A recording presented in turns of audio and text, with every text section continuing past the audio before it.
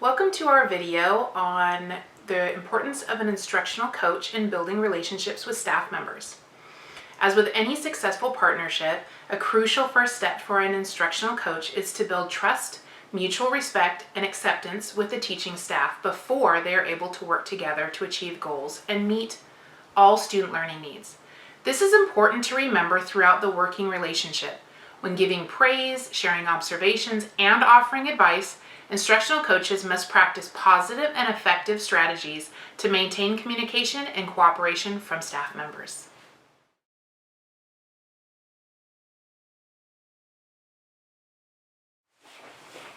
Hi Riley, how's your son doing? I remember you said last week he wasn't feeling good. Oh, thanks for asking. He feels a lot better today. Did you get those tickets to the game that I told you about on Saturday? Yeah, thanks for that suggestion. Those are awesome. No problem. Oh, hey, I'm actually glad I found you in here. I'm doing a science experiment with my kids next week, and I was wondering if you can come in and help me out with navigating the technology portion, because I know you are pretty good with that, so maybe you can come in and help us with that. Yeah, for sure. I know you said something about your Lowe's really having a hard time with the technology part.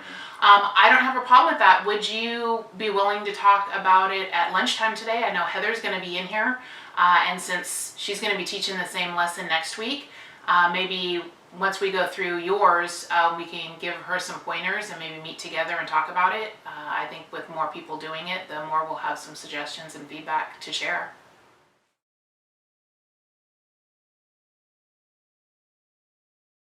My classroom is getting really out of hand.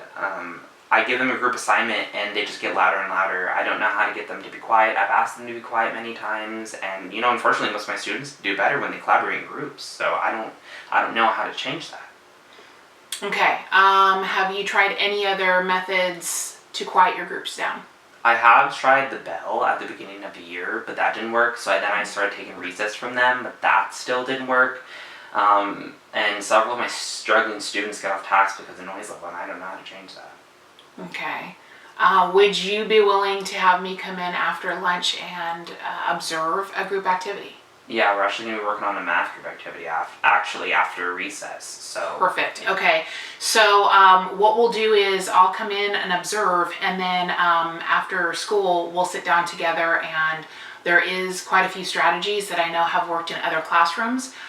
We'll talk about your specific classroom and see if any of those strategies will work, and then we can try some out on your next group activity.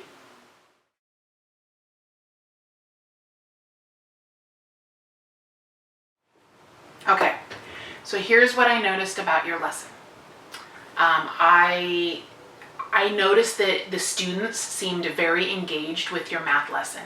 I felt like it was a great idea to have your groups challenge each other, and also not only to get one answer, but to be able to show how to solve that problem in at least 3 different ways. So it addressed your low academic students. They were able to at least pick one of those solutions to share with their peers, and they seemed really excited to do that. So I actually did notice the low students seemed nervous when I first introduced the math challenge to them, but they did really well.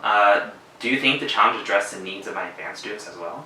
Yeah, I do. I was really impressed with how when you went around and talked to each of the groups, that you encouraged the advanced students to write more solutions. It really got their critical thinking skills and their problem solving skills. They were really building on those. And what I noticed most about your advanced students is they took on that leadership role. So they weren't only solving the problem in a different way, but they were also explaining it to your lower academics, which really made them look at how to answer those problems in different ways as well. So overall, I thought that everything went really great with the lesson.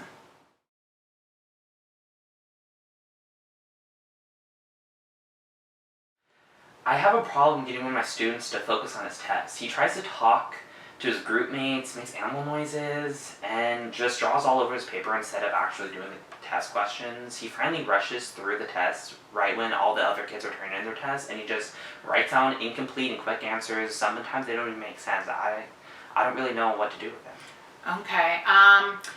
With students like that, I've noticed that some of them lack motivation when it comes to taking tests. They have a really small attention span. So what I've seen that could work is maybe setting some short-term goals, maybe some sort of reward system that tends to pique their interest. I've found that if you do rewards just for small improvements, not a huge increase in their scoring, but just on maybe getting 1 or 2 more problems correct in the last test, that they are more focused and engaged in the test, and